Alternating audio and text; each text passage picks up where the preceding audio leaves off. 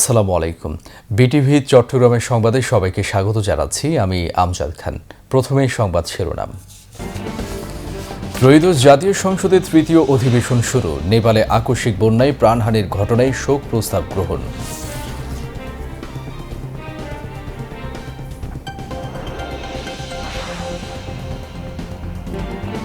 জনগণের আস্থা অর্জনে সততা, নিষ্ঠা ও আন্তরিকতার সাথে দায়িত্ব পালনে বঙ্গভবনের কর্মকর্তা কর্মচারীদের প্রতি রাষ্ট্রপতি মির্জা ফখরুল ইসলাম আলমগীরের আহ্বান।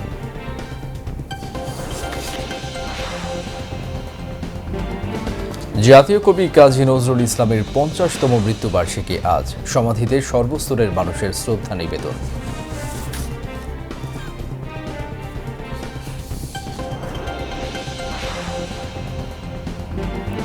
চট্টগ্রামের সীতাকুণ্ডে স্থাপিত হচ্ছে সেনাবাহিনীর দ্বিতীয় সমরাস্ত্র কারখানা। দেশের সমরাস্ত্র শিল্পে নতুন দিগন্তের সূচনা হবে, আশাবাদ সংশ্লিষ্টদের।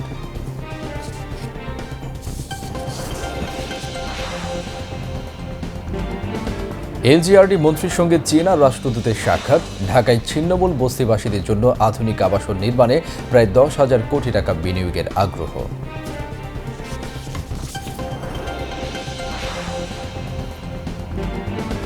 নেপালে আকস্মিক বন্যা ও ভূমিধসে কমপক্ষে ৩৩২ জনের প্রাণহানি। বিদেশি পর্যটক সহ নিখোঁজ ৯০০ জনের বেশি।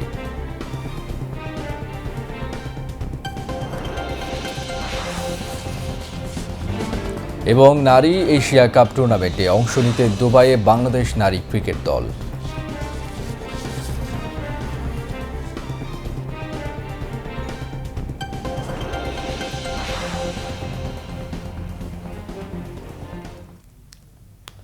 প্রিয় দর্শক, এতক্ষণ সংবাদ শিরোনাম শুনছিলেন, এবার বিস্তারিত। ত্রয়োদশ জাতীয় সংসদের তৃতীয় অধিবেশন শুরু হয়েছে। বিকেলে স্পিকার হাফিজউদ্দিন আহমেদের সভাপতিত্বে বৈঠক শুরু হয়। বৈঠকের শুরুতেই চলতি অধিবেশনের জন্য ৫ সদস্যের সভাপতিমণ্ডলীর মনোনয়ন দেয়া হয়।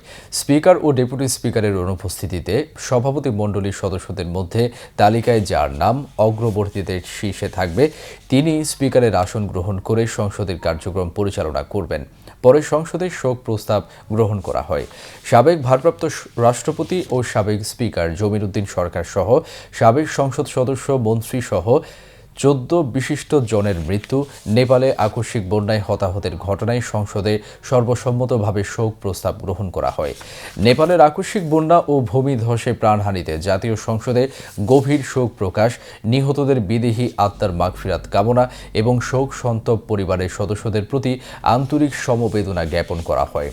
এছাড়া দেশ ও বিদেশের বিভিন্ন স্থানে দুর্ঘটনায় প্রাণহানিতে জাতীয় সংসদ গভীর শোক প্রকাশ, নিহতদের বিদেহী আত্মার মাগফিরাত কামনা এবং শোকসন্তপ্ত পরিবারের প্রতি আন্তরিক সমবেদনা জ্ঞাপন করে। পরে সর্বসম্মতিক্রমে শোক প্রস্তাবটি গ্রহণ করা হয়। মৃত্যুবরণকারীদের প্রতি শ্রদ্ধা জানিয়ে দাঁড়িয়ে ১ মিনিট নীরবতা পালন ও তাদের আত্মার শান্তি কামনা করে সংসদে মোনাজাত করা হয়। সংসদ নেতা ও প্রধানমন্ত্রী তারেক রহমান উদ্বোধনী অধিবেশনে যোগ দেন। এদিকে সংসদে প্রশ্ন জিজ্ঞাসা ও উত্তর পর্বে স্বরাষ্ট্রমন্ত্রী সালাউদ্দিন আহমদ বলেছেন, পুলিশের জনবল বৃদ্ধিতে ৪,০০০ এসআই, ৪০০ সার্জেন্ট এবং ১০,০০০ কনস্টেবল নিয়োগের পদক্ষেপ নিয়েছে সরকার। প্রশ্নোত্তর পর্বে স্বরাষ্ট্রমন্ত্রী জানান, লুট হওয়া অস্ত্র উদ্ধারে একটি কমিটি গঠন করা হয়েছে। এক প্রশ্নের জবাবে স্বরাষ্ট্রমন্ত্রী জানান, বর্তমান সরকার ক্ষমতায় আসার পর থেকে সকল অপরাধের সাথে জড়িত অপরাধীদের দ্রুততম সময়ের মধ্যে গ্রেফতার করা হয়েছে। প্রশ্নোত্তর পর্বে পররাষ্ট্রমন্ত্রী ডক্টর খলিলুর রহমান জানান, মক্কা প্যাক্ট নিয়ে কারো উদ্বেগের কিছু নেই। এটা মুসলিম পরিবারের অভ্যন্তরীণ বিষয়। এই জোটে যোগদানের বিষয়ে এখনও সিদ্ধান্ত হয়নি। এক প্রশ্নের জবাবে পররাষ্ট্রমন্ত্রী জানান, নতুন গঙ্গা চুক্তির বিষয়ে একটি টিম গঠন করা হয়েছে এবং ভারতকে এই বিষয়ে অবহিত করা হয়েছে। তিনি জানান, তিস্তা চুক্তি বিষয়ে চীনের সাথে টেকনিক্যাল ইভ্যালুয়েশন চালু করা হয়েছে। এর ভিত্তিতে পরবর্তী সিদ্ধান্ত নেওয়া হবে। এক প্রশ্নের জবাবে অর্থ প্রতিমন্ত্রী জুনায়েদ সাকি আজ সংসদে জানান, মেট্রো রেলে অতিরিক্ত ব্যয় ধরা হয়েছে কিনা তার পরীক্ষা নিরীক্ষা চলছে। শেষ খবর পাওয়া পর্যন্ত সংসদের বৈঠক চলছিল। এর আগে সকালে সংসদ নেতা ও প্রধানমন্ত্রী তারেক রহমানের সভাপতিত্বে জাতীয় সংসদ ভবনে সরকার দলীয় সংসদ সদস্যদের সভা অনুষ্ঠিত হয়। সভায় সরকারি দলের সংসদ সদস্যগণ অংশ নেন। সভায় প্রধানমন্ত্রী তারেক রহমান বিএনপির প্রতিষ্ঠাবার্ষিকীর কর্মসূচিতে সকল সংসদ সদস্য ও মন্ত্রীকে নিজ নিজ এলাকায় উপস্থিত থেকে কর্মসূচি পালনের নির্দেশনা দেন। একই সঙ্গে সরকারের বিরুদ্ধে অপপ্রচার বা প্রোপাগান্ডার বিষয়ে সবাইকে সতর্ক থাকার আহ্বান জানান। প্রধানমন্ত্রী বলেন, সংসদ সদস্যরা যেন নিজ নিজ এলাকায় মানুষের কাছে সরকারের বার্তা পৌঁছে দেন, যাতে সরকার সম্পর্কে মানুষ ভুল না বোঝে। বিদ্যুৎ, জ্বালানি, সার ও গ্যাস সংকটের বিষয়েও মানুষকে অবহিত করার জন্য দলীয় সংসদ সদস্যদের নির্দেশ দেন প্রধানমন্ত্রী।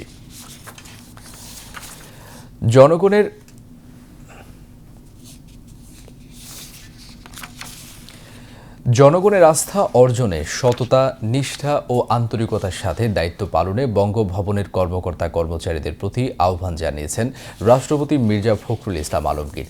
তিনি আজ সকালে বঙ্গভবনের রাষ্ট্রপতির দরবারে বঙ্গভবনের কর্মকর্তা কর্মচারীদের উদ্দেশ্যে দেয়া ভাষণে এই আহ্বান জানান।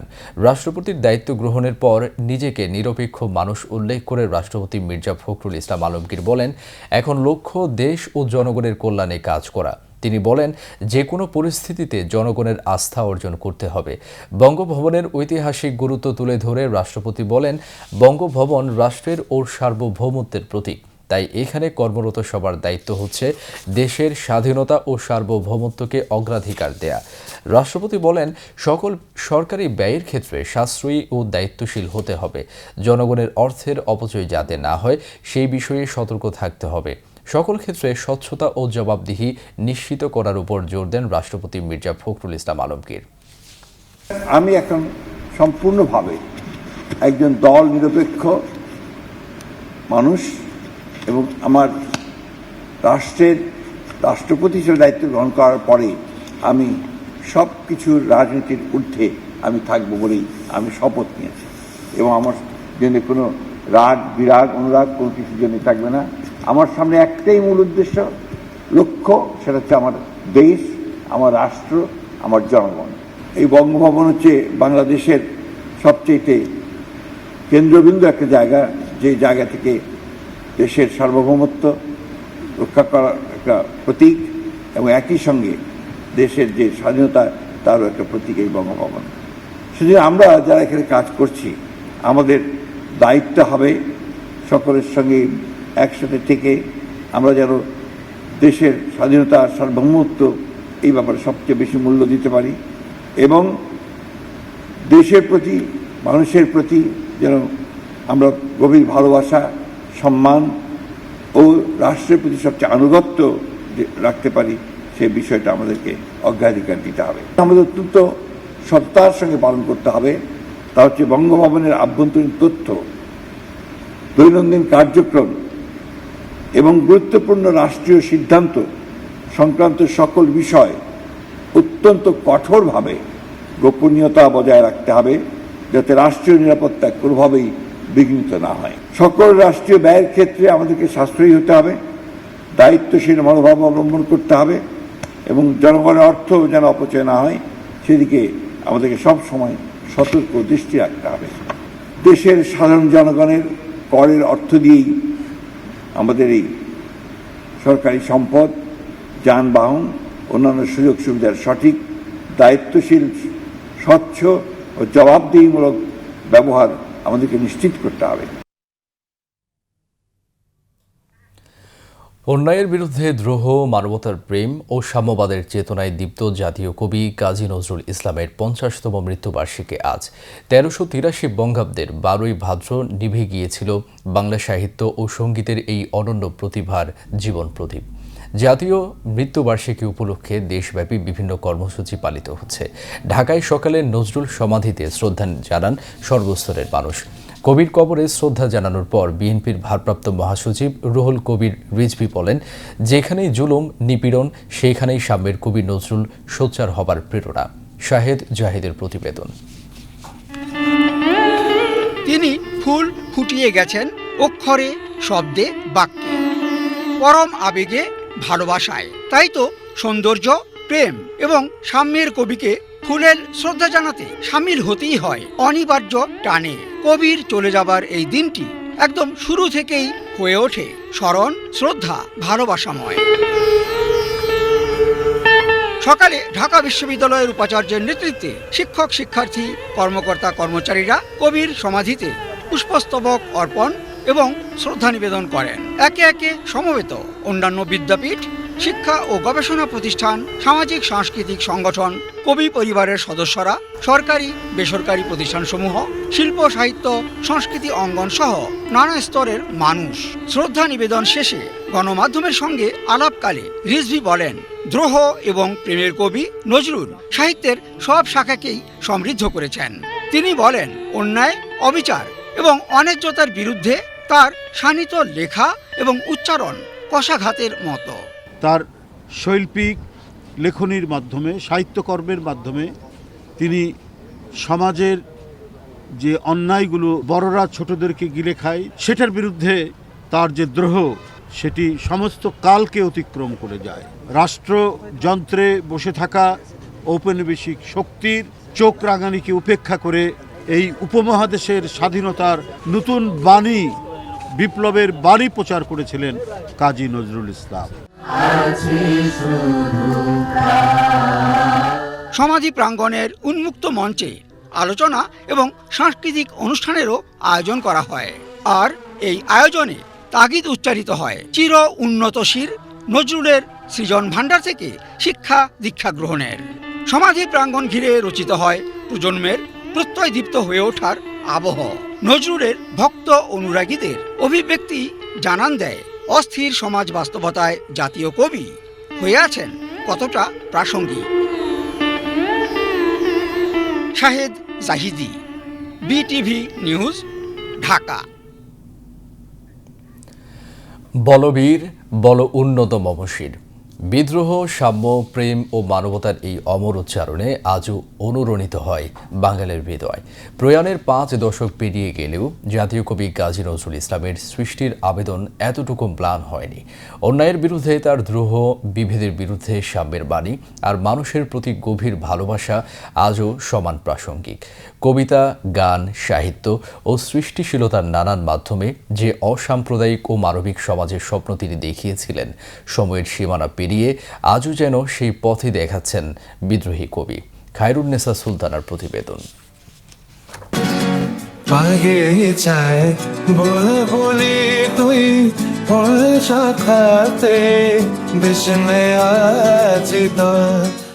বলবীর, বল উন্নত মমশির, শির নেহারি আমারে নত শির ওই শিখর হিমাদ্রি।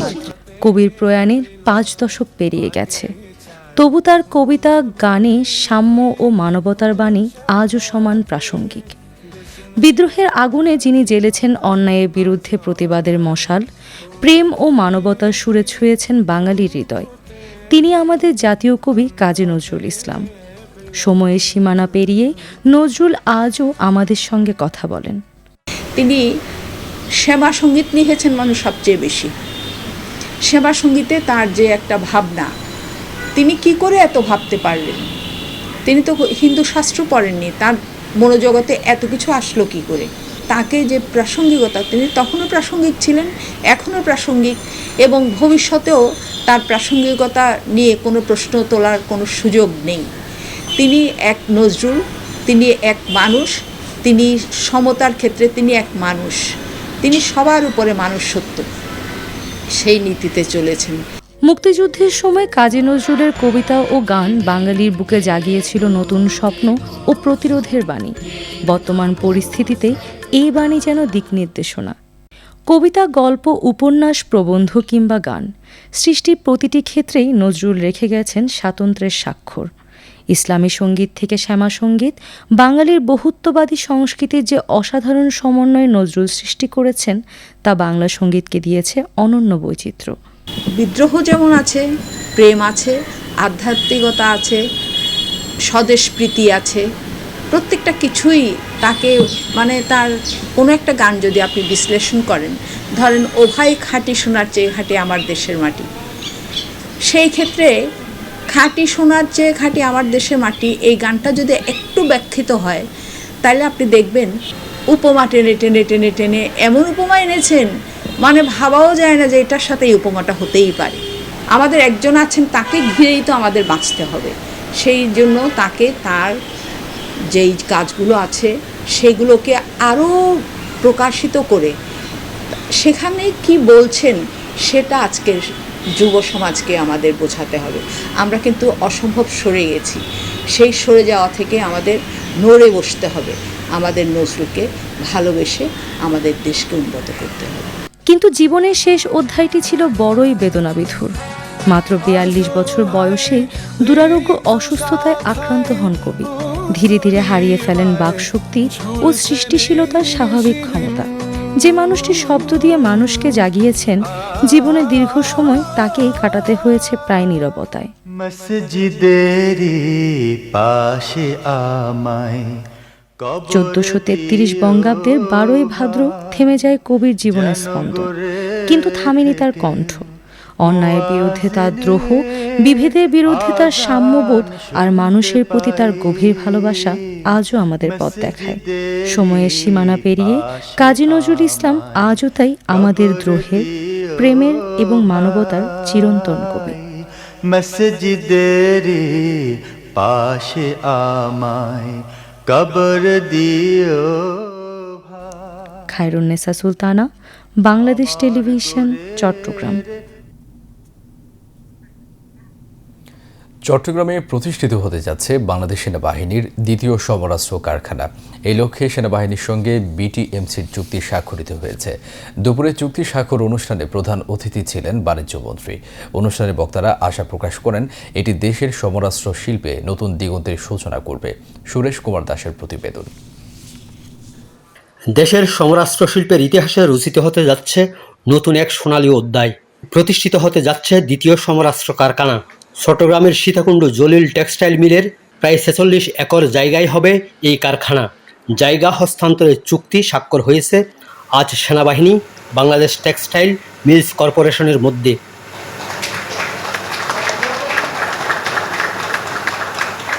এতে প্রধান অতিথির বক্তব্যে বস্ত্র, পাট ও বাণিজ্য মন্ত্রী খন্দকার আব্দুল মুক্তাদির ইনোভেশন, ব্যয় সাশ্রয় ও দক্ষ ব্যবস্থাপনার সমন্বয়ে সেনাবাহিনীর সমরাস্ত্র শিল্প আধুনিক যুদ্ধাস্ত্র নির্মাণে সক্ষম হবে বলে আশা প্রকাশ করেন।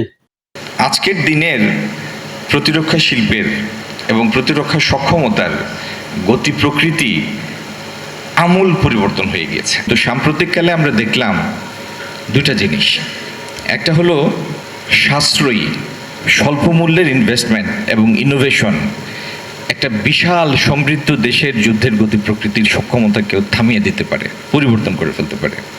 নাম্বার 2 হচ্ছে যে প্রকল্পটা আপনি হাতে নিয়েছেন সেটি শুধু যে আমাদের জন্য প্রযোজ্য তা না, এটির নিশ্চিতভাবেই একটা রপ্তানি পটেনশিয়াল আছে। রিসার্চ লব্ধ জ্ঞান, these are open out, you just have to pick it up. আমরা চাই আমাদের সব ধরনের পণ্য বাইরের পৃথিবীতে সমাদৃত হবে, আর প্রতিরক্ষা সামগ্রী রপ্তানি এটার মেজারমেন্ট শুধু ডলার ইউরো দিয়ে হবে না। এই সক্ষমতার মানে হচ্ছে you are placing your country at a different league, at a different height, at a different level. অনুষ্ঠানের বিশেষ অতিথি প্রধানমন্ত্রীর প্রতিরক্ষা উপদেষ্টা অবসরপ্রাপ্ত brigadier general doctor A K M. Shamsul Islam বলেন, সরকার নির্বাচনী ইশতেহার বাস্তবায়নের অংশ হিসেবে প্রতিরক্ষা সরঞ্জাম তৈরির ব্যাপারে জাতির কাছে দায়বদ্ধ, যার সূচনা হয়েছে জলিল টেক্সটাইল মিলের জায়গায় সমরাস্ত্র কারখানা স্থাপনের জায়গা হস্তান্তরের চুক্তির মধ্য দিয়ে। রাষ্ট্রের নিরাপত্তা এবং উন্নয়ন একে অপরের পরিপূরক। আমাদের যে নির্বাচনী ইশতেহার ছিল তার মধ্যে প্রতিরক্ষা শিল্প গঠনের ব্যাপারে আমরা জাতির কাছে দায়বদ্ধ, এবং এই প্রতিরক্ষা ইন্ডাস্ট্রি ডেভেলপমেন্ট করার জন্য প্রথম উদ্যোগ বলা যায় আমাদের এই জলিল টেক্সটাইল মিলের জায়গাকে আমাদের বাংলাদেশ সেনাবাহিনীর নিকট হস্তান্তর করা, এবং এই সংযোজন আমাদের দৃঢ় বিশ্বাস, আমাদের যে অভিষ্ট লক্ষ্য, আমরা যেখানে আমাদের নিজস্ব সক্ষমতা বৃদ্ধির পাশাপাশি এটাকে কিভাবে রপ্তানিমুখী করা যায় সেদিকে নিজেদেরকে আরো সম্পৃক্ত করা। বিশেষ অতিথি সেনা প্রধান জেনারেল ওয়াকার উজ্জামান বলেন, দেশের এই সমরাস্ত্র শিল্পের অন্যতম লক্ষ্য দেশের সেনাবাহিনী সব আইনশৃঙ্খলা বাহিনীর অস্ত্রের চাহিদা মিটিয়ে বিদেশীয় অস্ত্র রপ্তানি করা। আমরা খালি এই প্রতিরক্ষা শিল্প নিজের প্রয়োজন মেটানোই নয়, আমরা এটাকে রপ্তানিমুখী শিল্পে রূপান্তর করতে চাচ্ছি এবং এটা একটা রপ্তানিমুখী শিল্পে আমরা রূপান্তর করতে চাচ্ছি, যেখান থেকে প্রচুর পরিমাণ আমরা বৈদেশিক মুদ্রা অর্জন করতে সক্ষম হব। তো সেই লক্ষ্যেই আসলে এখানে এই জলিল টেক্সটাইল মিলটা আমাদের দৃষ্টি আকর্ষণ করেছে, যেটা আমাদের নিজস্ব প্রয়োজনীয়তা তো অবশ্যই আমরা পুরা করবো, এটা থেকে অতিরিক্তগুলো যা আছে সেগুলো আমরা বাইরে রপ্তানি করব।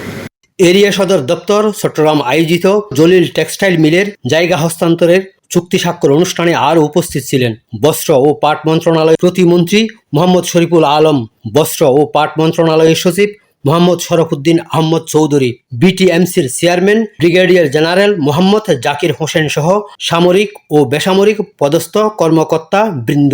চুক্তি স্বাক্ষর অনুষ্ঠানের পর অতিথিবর্গ জলিল টেক্সটাইল মিলের অভ্যন্তরীণ এলাকা পরিদর্শন করেন। সুরেশ কুমার দাস, বাংলাদেশ টেলিভিশন, চট্টগ্রাম। রাজধানীর ছিন্নমূল বস্তিবাসীদের জন্য আধুনিক আবাসন নির্মাণে প্রায় 10,000 কোটি টাকা বিনিয়োগ করবে চীন সরকার। সকালে সচিবালয়ে স্থানীয় সরকার, পল্লী উন্নয়ন ও সমবায় মন্ত্রী ডক্টর আব্দুল মঈন খানের সঙ্গে ঢাকায় নিযুক্ত চীনের রাষ্ট্রদূত ইয়াও ওয়েন সৌজন্য সাক্ষাৎ করতে এসে এই আগ্রহ প্রকাশ করেন। সাক্ষাৎকালে স্থানীয় সরকার, পল্লী উন্নয়ন ও সমবায় প্রতিমন্ত্রী মীর শাহে আলম সহ মন্ত্রণালয়ের ঊর্ধ্বতন কর্মকর্তাগণ উপস্থিত ছিলেন। বৈঠক শেষে সাংবাদিকদের সঙ্গে আলাপকালে এলজিআরডি প্রতিমন্ত্রী বলেন, ঢাকা 17 নির্বাচনী এলাকার করাইল, সাততলা বস্তি ও ভাসানটেকে বসবাসরত বস্তিবাসীদের জন্য আধুনিক আবাসন ব্যবস্থা নিশ্চিত করতে চায় স্থানীয় সরকার। তিনি বলেন, ইতিমধ্যে প্রায় 10,000 কোটি টাকার আবাসন প্রকল্পের প্রস্তাব অর্থনৈতিক সম্পর্ক বিভাগ বা ইআরডির মাধ্যমে চীনের কাছে দেওয়া হয়েছে এবং প্রস্তাবটি বিবেচনার আশ্বাস দিয়েছে চীন সরকার। এছাড়া বর্জ্য থেকে বিদ্যুৎ উৎপাদন ও পয় নিষ্কাশন ব্যবস্থা এবং সৌর বিদ্যুৎ উৎপাদনেও চীনের বিনিয়োগ বাড়ানোর বিষয়ে আলোচনা হয়েছে জানিয়ে তিনি বলেন, ঢাকার আমিনবাজারের ল্যান্ডফিলে বর্জ্য থেকে বিদ্যুৎ উৎপাদন প্রকল্পে চীনা কোম্পানি কাজ করছে। ইনভেস্ট আছেই অলরেডি। আমাদের উত্তর সিটি কর্পোরেশনের যে ওয়েস্ট টু এনার্জি প্রজেক্টটা তাদের দেশের কোম্পানি করছে, সেখানে সিএমইসি কোম্পানি অলরেডি তারা কার্যক্রম শুরু করেছে এবং আগামী 1.5 বছরের মধ্যে তারা জাতীয় গ্রিডে 42 মেগাওয়াট বিদ্যুৎ জাতীয় গ্রিডে তারা ওখান থেকে দিবেন, মানে ময়লা আবর্জনা থেকে বিদ্যুৎ উৎপাদন করে। বাসার যে দাসেরকান্দি যে প্রজেক্ট রয়েছে, যেটা সোয়ের ট্রিটমেন্ট প্ল্যান্ট, যেটা সেটাতে তারা আরো ইনভেস্ট করতে চায়। পূর্বের ইনভেস্টরও তাদের ছিল, সেটা তো মাত্র 30%, মানে 30% কার্যক্রম চালু আছে, 70% এখনো আমরা চালু করতে পারিনি। ওই প্রজেক্টটা পূর্ণাঙ্গ রূপে চালু করবার ব্যাপারে তারা সহযোগিতা করার ব্যাপারে আমাদেরকে আশ্বস্ত করেছেন। Bangladesh already shared this project to China. They want China support. Definitely, as long as it is a livelihood support, a livelihood project can elevate the livelihood of the poor people. It will be a priority in terms of China cooperation with Bangladesh. স্বরাষ্ট্রমন্ত্রী সালাউদ্দিন আহমেদকে গুমের ঘটনায় সাবেক সেনা কর্মকর্তা জিয়াউল আহসানের সম্পৃক্ততা পাওয়ায় তাকে কারাগারে পাঠানোর নির্দেশ দিয়েছেন ট্রাইব্যুনাল 1। এদিকে জুলাই আন্দোলনে যাত্রাবাড়ীতে তাইম হত্যায় ডিএমপির সাবেক কমিশনার হাবিবুর রহমান সহ 11 আসামির বিরুদ্ধে আন্তর্জাতিক অপরাধ ট্রাইব্যুনালে সাক্ষ্য গ্রহণ অনুষ্ঠিত হয়। ট্রাইব্যুনাল 2 সকালে এই সাক্ষ্য গ্রহণ শুরু হয়। মামলার তদন্ত কর্মকর্তা মোহাম্মদ আলমগীরকে জেরা করেন আসামি পক্ষ। জুলাইয়ে মানবতা বিরোধী অপরাধের দায়ের করা সাবেক স্বরাষ্ট্র সচিব জাহাঙ্গীর আলম এবং সাবেক যুগ্ম সচিব ধনঞ্জয় কুমার দাসের বিরুদ্ধে আনুষ্ঠানিক অভিযোগ আমলে নেয় ট্রাইব্যুনাল 2। এছাড়া জুলাইয়ের মানবতা বিরোধী অপরাধের সাবেক মন্ত্রী আব্দুর রাজ্জাক, শাহজাহান খান, দীপমণি সহ বর্তমানে কার্যক্রম নিষিদ্ধ আওয়ামী লীগের 10 শীর্ষ স্থানীয় নেতাকে ট্রাইব্যুনালে আনা হয়। এবার আন্তর্জাতিক সংবাদ।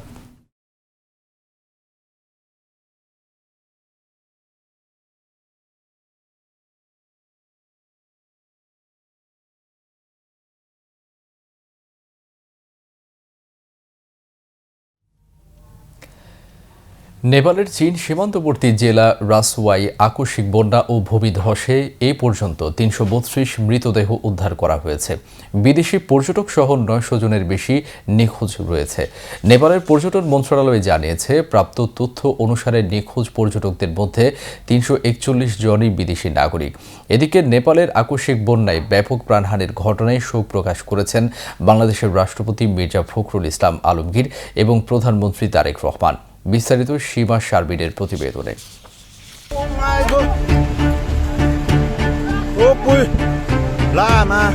হিমালয়ের বুকে হঠাৎ কেঁপে উঠল পৃথিবী। এক মুহূর্তে তছনছ হয়ে গেল নেপাল চীন সীমান্তের রাসুয়া উপত্যকা। পানি না, এটা ছিল বরফ, পাথর আর কাদার দেয়াল। বুধবার সকালে নেপালের রাসুয়া জেলায় ভোটেকোশি নদীতে আছড়ে পড়ল ভয়াবহ বন্যা। এর কারণ, প্রায় ২০ কিলোমিটার দূরে তুষার আর পাথরের ধস নদী আটকে দিয়েছিল। বাঁধ ভাঙতেই যেন নেমে এলো মৃত্যুর স্রোত। এখনো পর্যন্ত নেপালে অনেকের মরদেহ উদ্ধার হয়েছে। নিখোঁজের সংখ্যাও নেহাত কম নয়। নেপাল পুলিশের কিছু সদস্য এখনো নিখোঁজ রয়েছে। সবচেয়ে হৃদয় বিদারক খবরটা পর্যটকদের। নিখোঁজ ৪০৩ জনের মধ্যে ৩৪১ জনেই বিদেশি, তাদের মধ্যে ১৪২ জনই ভারতীয়। এর বাইরে কেউ আমেরিকান, কেউ ব্রিটিশ, কেউ অস্ট্রেলিয়ান। অনেকেই গিয়েছিলেন কৈলাস মানসরোবরের যাত্রায়। রাসুয়া, নুয়াকোট, ধাদিংয়ে রাস্তা নেই, ব্রিজ নেই, ১৯টি সেতু ভেঙে গেছে। ৪০ কিলোমিটার রাস্তা পানির নিচে। উদ্ধারে নেমেছে নেপাল সেনাবাহিনী। এখনো পর্যন্ত জীবিত উদ্ধার করা হয়েছে অনেককেই। উদ্ধার তৎপরতায় আকাশে উঠছে একাধিক হেলিকপ্টার। সীমান্তের ওপারে চীনের তিব্বতেও মারা গেছে কয়েকজন, নিখোঁজ রয়েছে অনেকেই। এই কঠিন সময়ে পাশে দাঁড়িয়েছে প্রতিবেশীরা। ভারত তাৎক্ষণিক ত্রাণ সহায়তার ঘোষণা দিয়েছে। বাংলাদেশ সরকারও নেপালের পাশে আছে। দুর্যোগ মোকাবেলায় প্রস্তুত বাংলাদেশের উদ্ধার ও চিকিৎসা দল। সেই সাথে জরুরি ত্রাণ সামগ্রী পাঠানোর প্রক্রিয়া শুরু হয়েছে। নেপালের প্রধানমন্ত্রী বলেন্দ্র শাহ শোক জানিয়েছেন আর মানুষকে উঁচু জায়গায় অবস্থান করতে বলেছেন।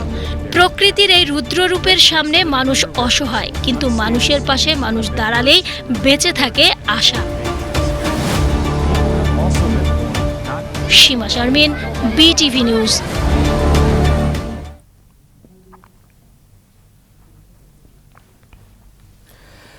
উত্তর পূর্ব আলজেরিয়ায় ছড়িয়ে পড়া ভয়াবহ দাবানলে অন্তত ১২ জন নিহত এবং কমপক্ষে ৫৪ জন গুরুতর আহত হয়েছেন। পরিস্থিতি নিয়ন্ত্রণ ও প্রাণহানি এড়াতে সবচেয়ে বেশি ক্ষতিগ্রস্ত অঞ্চলগুলো থেকে ডজন ডজন পরিবারকে নিরাপদ স্থানে সরিয়ে নিয়েছে দেশটির কর্তৃপক্ষ। বুধবার দেশটির স্বরাষ্ট্রমন্ত্রী সাইদ সাইয়ুদ সাংবাদিকদের জানান, সবচেয়ে বেশি ক্ষতি হয়েছে জিজেল, বেজাইয়া এবং তিজি ওজু প্রদেশে। জিজেল প্রদেশে ৫ জন, বেজাইয়ায় ৪ জন এবং তিজি ওজুতে ৩ জনের মৃত্যু হয়েছে। বেজাইয়ার সুক এল খেনাইন শহরে একটি হাসপাতালে চিকিৎসাধীন দগ্ধ ও ধোঁয়ায় অসুস্থ ক্ষতিগ্রস্তদের দেখতে গিয়ে স্বরাষ্ট্রমন্ত্রী এই তথ্যের সত্যতা নিশ্চিত করেন। আবারও দেশের খবর। এবার সংবাদের সত্যতা যাচাই ভিত্তিক পরিবেশনা, ফ্যাক্ট চেক, সত্য জানুন।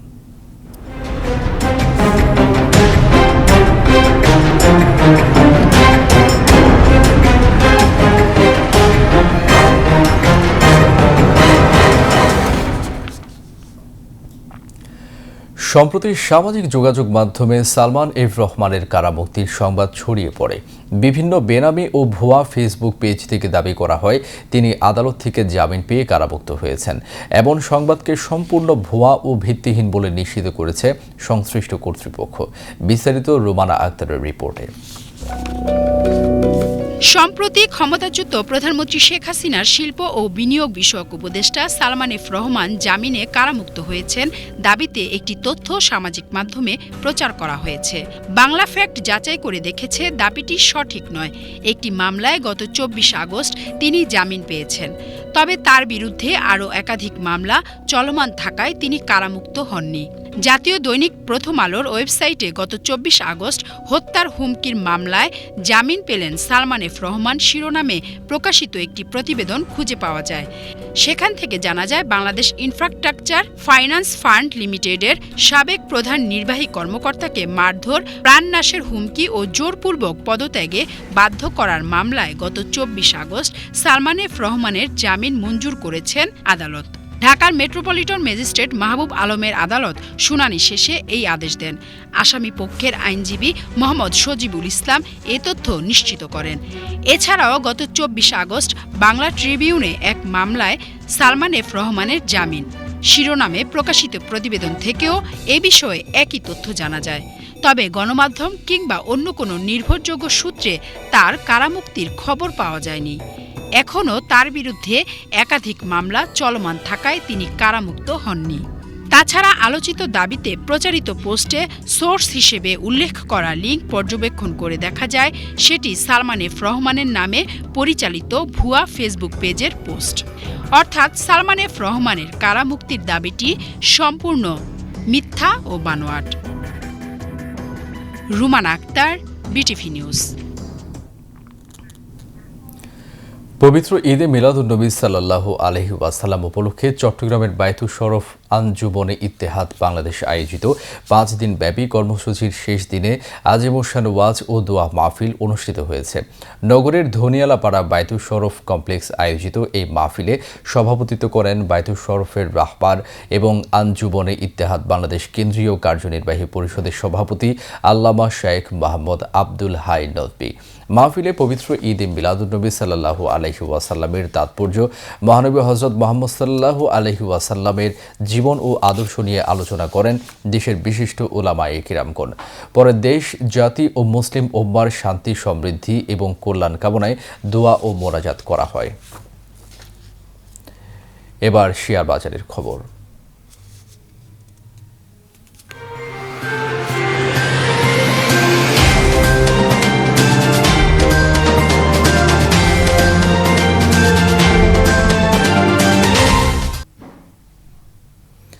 পবিত্র ঈদে মিলাদুন্নবী সাল্লাল্লাহু আলাইহি ওয়াসাল্লাম উপলক্ষে একদিন বন্ধ থাকার পর চট্টগ্রাম স্টক এক্সচেঞ্জে চাঙ্গা ভাব ফিরে এসেছে। আজ সপ্তাহের শেষ দিনে শেয়ার লেনদেন ও মূল্যসূচক দুটোই বেড়েছে। দিন শেষে সার্বিক সূচক দাঁড়িয়েছে ১৫,১66.61, যা পূর্ববর্তী দিনের চেয়ে শতকরা ০.03 ভাগ বেশি। এছাড়া সিএসসি ৩০-এর মূল্যসূচক দাঁড়ায় ১৩,৭৮২.06, যা পূর্ববর্তী দিনের চেয়ে শতকরা ০.42 ভাগ বেশি। আজ ১৭১টি কোম্পানির ২৫,৫৬,৬৮৯টি শেয়ার লেনদেন হয়, যার মূল্য ২১,২৩,০০,০০০ টাকারও বেশি। এর মধ্যে ৭১টি কোম্পানির শেয়ারের দাম বেড়েছে, ৮০টির কমেছে এবং ২০টির দাম অপরিবর্তিত রয়েছে। এবার খেলার খবর।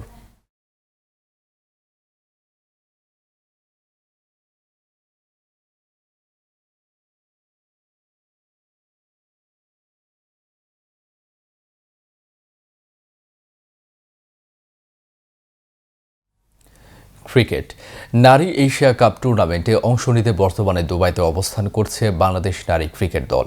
বি গ্রুপে শ্রীলঙ্কা, সংযুক্ত আরব আমিরাত এবং ইন্দোনেশিয়ার সাথে রয়েছে বাংলাদেশ। বাংলাদেশ ৩১ আগস্ট ইন্দোনেশিয়ার বিপক্ষে তাদের অভিযান শুরু করবে।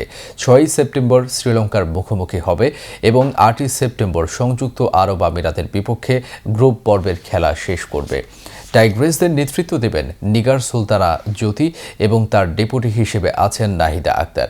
১৭ বছর বয়সী ফাস্ট বোলার ফারজানা ইয়াসমিন শেষ সময়ে দলে যোগ দিয়েছেন, কারণ বাঁ হাতি পেসার ফারিহা ইসলাম তৃষ্ণা ওরোর চোটের কারণে দল থেকে বাদ পড়েন। ২৮ আগস্ট থেকে ১৩ সেপ্টেম্বর পর্যন্ত অনুষ্ঠিতব্য নারী টি-20 এশিয়া কাপের ১০ম আসরে ৮টি দল প্রতিদ্বন্দ্বিতা করছে। দলগুলোকে ৪টি করে ২টি গ্রুপে ভাগ করা হয়েছে। গ্রুপ এতে রয়েছে ভারত, পাকিস্তান, থাইল্যান্ড এবং হংকং। এবার আবহাওয়ার খবর।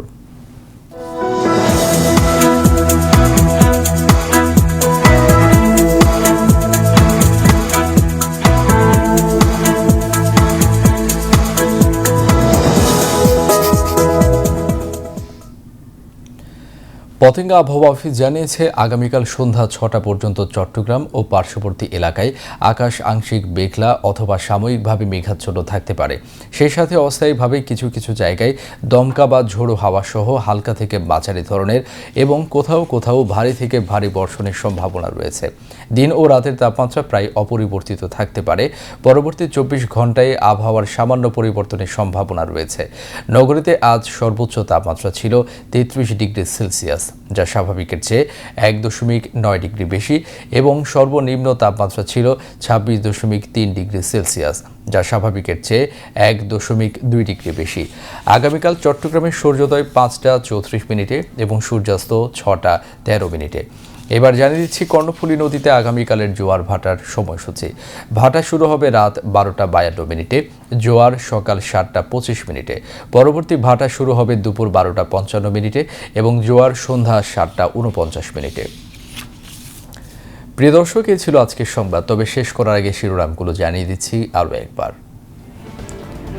ত্রয়োদশ জাতীয় সংসদের তৃতীয় অধিবেশন শুরু। নেপালে আকস্মিক বন্যায় প্রাণহানির ঘটনায় শোক প্রস্তাব গ্রহণ।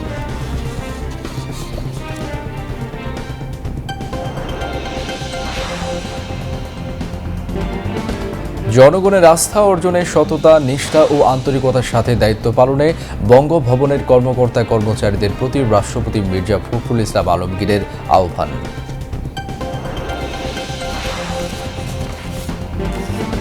জাতীয় কবি কাজী নজরুল ইসলামের 50তম মৃত্যুবার্ষিকী আজ। সমাধিতে সর্বস্তরের মানুষের শ্রদ্ধা নিবেদন।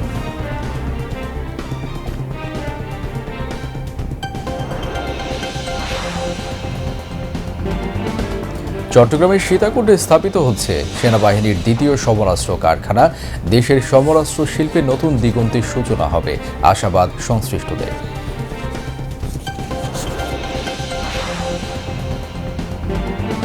এনজিআরডি মন্ত্রীর সঙ্গে চীনা রাষ্ট্রদূতের সাক্ষাৎ। ঢাকায় ছিন্নমূল বস্তিবাসীদের জন্য আধুনিক আবাসন নির্মাণে প্রায় 10,000 কোটি টাকা বিনিয়োগের আগ্রহ।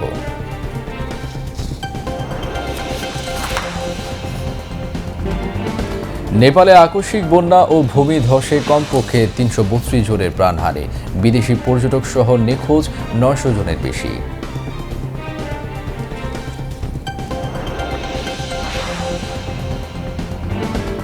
এবং নারী এশিয়া কাপ টুর্নামেন্টে অংশ নিতে দুবাইয়ে বাংলাদেশ নারী ক্রিকেট দল।